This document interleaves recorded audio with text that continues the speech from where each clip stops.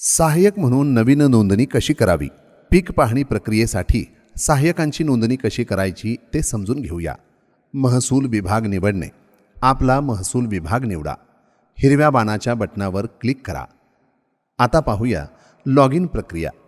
Log in पद्धत निवडा. या पेजवर जा. त्यानंतर इतर या बटनावर क्लिक करा. सहाय्यक म्हणून लॉग इन करा या पर्यायावर क्लिक करा. नवीन सहाय्यक नोंदणी सुरू करणे. सहाय्यक म्हणून नवीन नोंदणी करा या बटनावर क्लिक करा.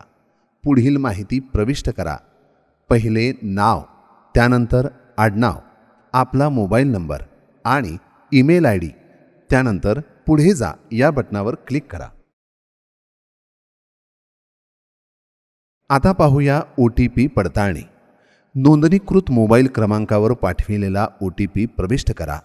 ईमेल ID चौकटीत मोबाईल क्रमांकावर पाठविलेला तोच OTP प्रविष्ट करा आणि पुढे जा या बटनावर क्लिक करा. आधार क्रमांक प्रविष्ट करा आणि पुढे जा. नोंदणीकृत मोबाईल क्रमांकावर पाठविलेला OTP प्रविष्ट करा.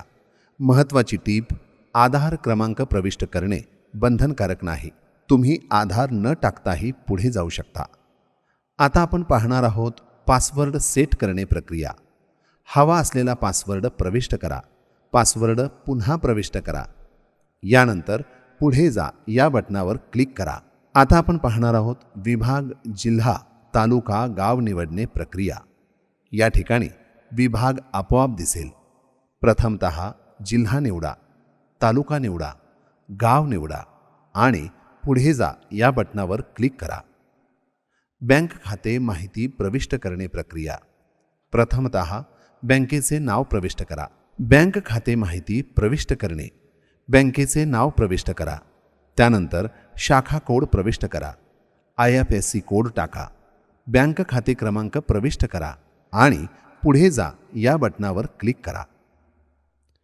महत्त्वाची टीप: बँक खाते क्रमांक प्रविष्ट करणे अत्यंत महत्त्वाचे आहे, अन्यथा आपल्याला पैसे प्राप्त होणार नाहीत.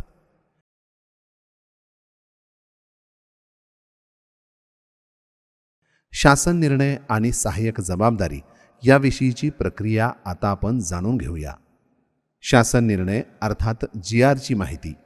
महाराष्ट्र शासन कृषी, पशुसंवर्धन, दुग्ध विकास आणि मत्स्य व्यवसाय विभागाचा शासन निर्णय क्रमांक संकीर्ण 2024, प्रकरण 157/A, दिनांक 14 ऑक्टोबर 2024 यानुसार सहाय्यकाची मुख्य जबाबदारी: शेतकरी स्तरावर पीक पाहणी करताना किमान 80% पीक पाहणी सहाय्यकाने करून घेणे अनिवार्य आहे.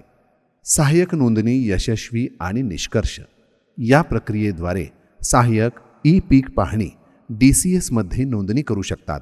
आपल्या सहकार्यामुळे शेतकऱ्यांना अधिक पारदर्शक आणि अचूक सेवा मिळेल. आपल्या सहभागाबद्दल धन्यवाद.